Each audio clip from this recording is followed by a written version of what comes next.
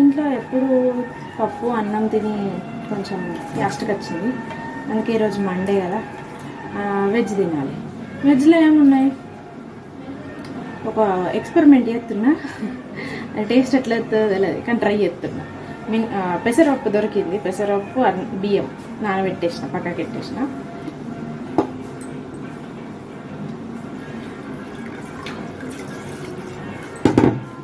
మిన్మేకలు దొరికినాయి, చిన్న సోయాబీన్స్ అంటారు కదా, చిన్నవి దొరికేసినాయి. అవి నానబెట్టి పక్కన పెట్టేసిన. ఒక క్యారెట్ దొరికింది. ఇక టమాటాలు, మిరపకాయలు, ఉల్లిగడ్డలు. మనకి ఏ వంటలోనైనా ఇవే కదా కావాల్సింది.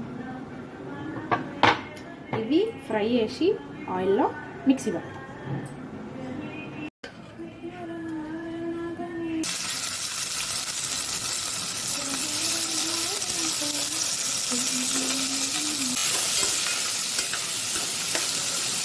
కొన్ని పల్లీలు,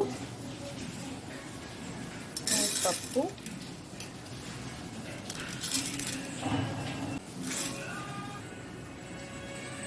కుడక పొడి కొద్దిగా,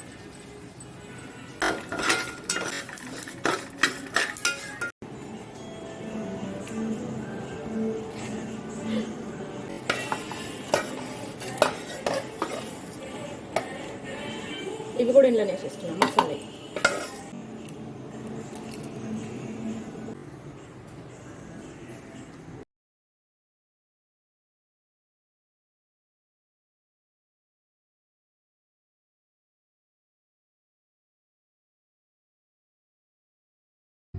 బయట బాగా వర్షం పడుతుంది, అందుకే ఇంట్లో మంచిగా సాంగ్స్ వింటూ వంట చేసుకుంటున్నాను. ముందుగా బగన్లో ఆయిల్ వేసి 2 బిర్యానీ ఆకులు వేసి, దాని తర్వాత ఎల్లిగడ్డ కొంచెం చిన్నగా కట్ చేసుకొని వేసిన తర్వాత క్యారెట్ ముక్కల్ని కూడా వేసేసి, జీలకర్ర, ఆవాలు, పసుపు వేసి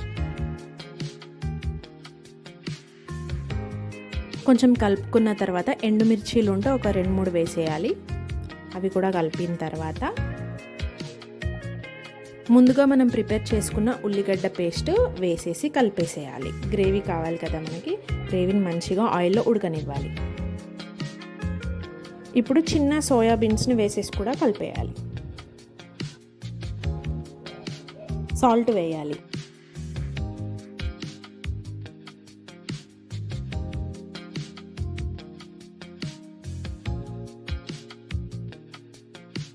మా ఇంట్లో మీట్ మసాలా ఉంది, మీట్ మసాలా వేస్తున్నాను. మీకు నచ్చకుంటే చికెన్ మసాలా వేసేయండి.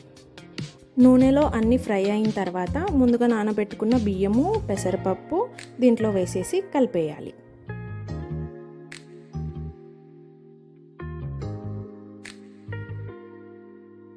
గ్రేవీ అండ్ రైస్ బాగా కలిసేలా కలిపేసి, మనం ఇప్పుడు 1.5 గ్లాస్ రైస్కి 3 గ్లాసెస్ ఆఫ్ వాటర్ వేసి కలపాలి.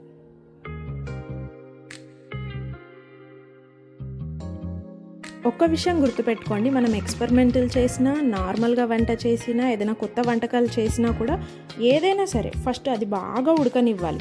అంటే దాంట్లో ఉన్న టేస్ట్ అంతా రావాలి. అట్లా ఉడికిస్తే కదా మనకి ఏ ఎక్స్పెరిమెంట్ అయినా సరే మంచిగా వస్తుంది.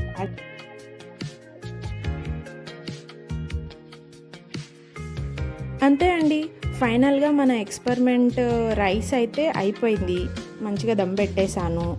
ఇప్పుడు దాన్ని తీసి చూస్తున్నాను ఉడికిందా లేదా, అంత ప్రాపర్గా ఉందని. ప్రాపర్గానే అనిపించింది, అందుకే ప్లేట్లో వేసుకొని తినడానికి రెడీ అయిపోయాను. ఈ ప్రయోగం ఓళ్ళ మీద పెట్టా, ఫస్ట్ నేను తింటా, మంచిగా ఇంకొకళ్ళకి పెడతా.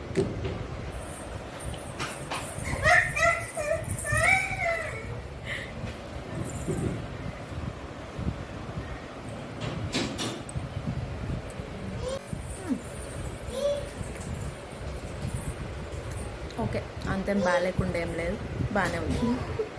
తినచ్చు, మీరు కూడా ట్రై చేయొచ్చు.